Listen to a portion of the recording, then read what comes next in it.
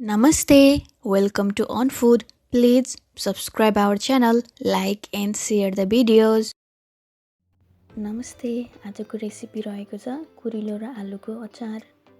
Yummy tasty अनि एकदमै fast बन्छ यो अचार चाहिँ। एकदमै हेल्दी। आउनु सुरु गरौँ हामीलाई चाहिने सामग्रीहरुबाट। कुरिलो,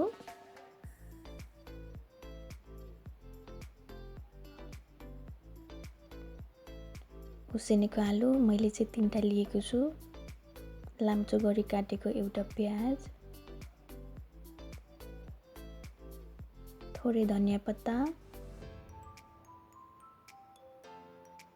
खोर्सानी स्वाद अनुसार अनि लाम्चो गरी काटेको अदुवा चाहिँ झान्नको लागि लिएको छु मैले।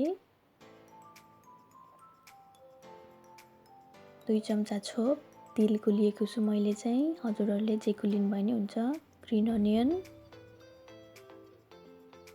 नुन स्वाद अनुसार,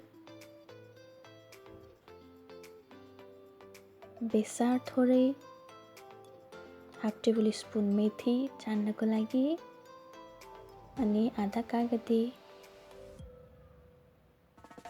मैले तेल पनि लिएको छु कुरिलो फ्राई गर्न अनि अचार जान्नको लागि। आउनु सुरु गरौँ। मैले चाहिँ थोरै तेलमा कुरिलोलाई फ्राई गरेर लिएको छु। हजुरहरुले बफ्याएर अथवा उसिनेर जे गरेर लिनु भयो नि हुन्छ। तेलमा थोरै नुन हालेर 2 मिनेट जति पकाएपछि रेडी हुन्छ। यो चाहिँ एकदमै चाँडो पाक्छ। हजुरहरुले यो अचार ट्राई गर्नु भएको छैन भने ट्राई गर्नु होला। एकदमै यम्मी अनि हेल्दी हो।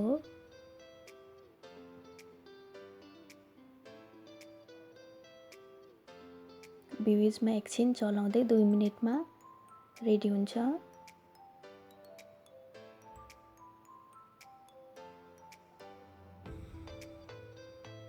देख्न सक्नुहुन्छ रेडी हुन लागेछ। मैले चाहिँ 1 मिनेटमा चलाएँ। अब एकछिन छोड्दिन्छु।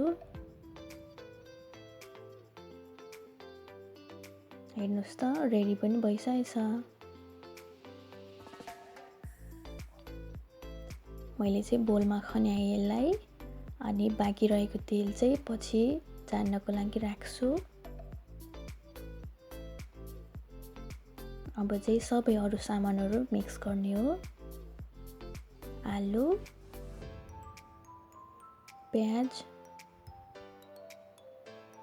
धनिया, ग्रीन अनियन, खोर्सानी, छोप, नुन स्वाद अनुसार, कागती। हजुरहरुले चिली फ्लेक्स अथवा खोर्सानीको पाउडर लिनुभयो नि हुन्छ। अब चाहिँ थोरै तेलमा मैले चाहिँ अघि बाँकी रहेको तेल हो। मेथी कालो हुन्जेल फुराउनी। मैले चाहिँ लाम्चो गरी काटेको अदुवा पनि राखेको छु थोरै।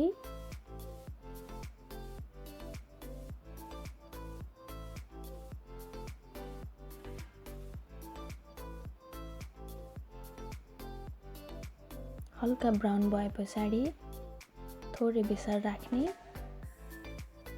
बेसार चाहिँ राख्ने बित्तिकै खन्याल्नु पर्छ। अब चाहिँ मजाले मिक्स गर्ने। हजुरहरुले हातले गर्नु भयो नि हुन्छ। मैले चाहिँ यहाँ स्पुन लिएको छु। 1-2 वटा आलुलाई म्यास गर्दै चलाउनु भयो नि हुन्छ अथवा यतिकै गर्नु भयो नि हुन्छ। हेर्नुस् त कति यम्मी देखिसक्यो।